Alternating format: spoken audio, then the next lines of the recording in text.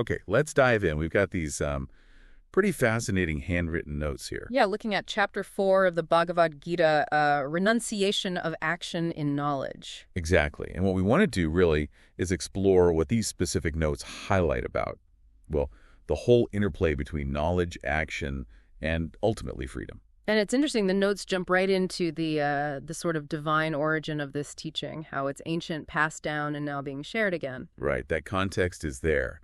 But then they quickly get to what feels like a really core human question, doesn't it? From verse 416. Oh yeah, the big one. What is action?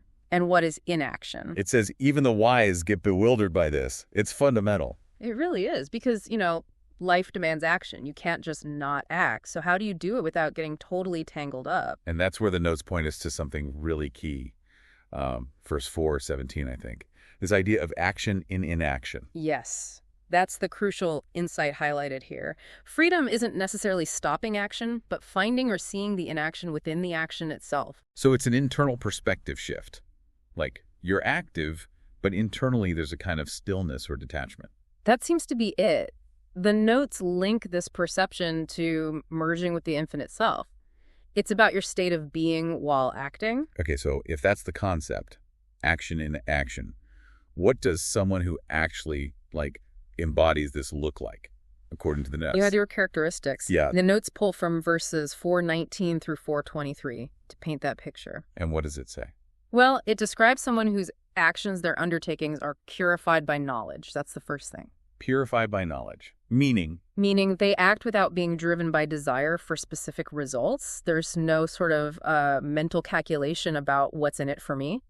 Okay. So they've renounced attachment to the fruits of the action. Precisely. They act without those personal desires pulling the strings. Their mind is controlled, and crucially, they're described as satisfied, content. Regardless of how things turn out externally. That seems to be the implication.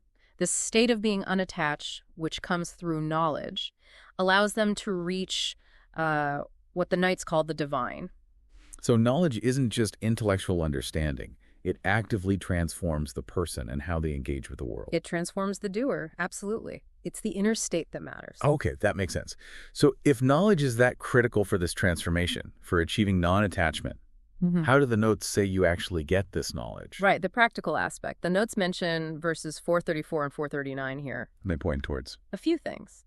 Humble inquiry is one, like learning from a spiritual teacher with the right attitude. Okay, humility. What else? Faith is mentioned.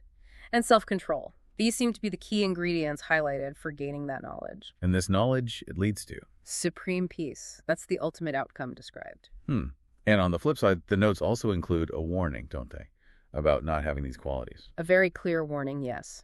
Verse 440, it says, the ignorant, the faithless, and especially the doubting, they perish. Doubt seems really singled out there. It does. It's presented almost like a poison, something that prevents you from grasping this liberating truth about action and inaction. Which ties into that really powerful image the notes pull out from the end, from verse 442. The sword of knowledge. Exactly, using knowledge like a sword to cut down doubt. It's quite active, isn't it?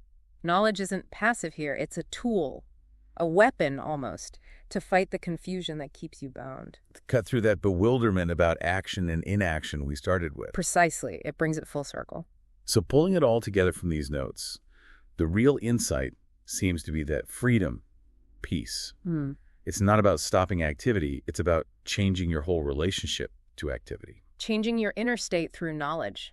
So you can be active, fully engaged, but remain inwardly free, detached from the outcomes. Yeah, active but free. It's a powerful idea, which really makes you think, what stands out to you when you hear this idea of finding inaction within action? Or, letting knowledge purify what you do. Right. Maybe consider how might looking at something you're working on right now through this lens of non-attachment to the results, how might that shift your approach today? Just something to consider.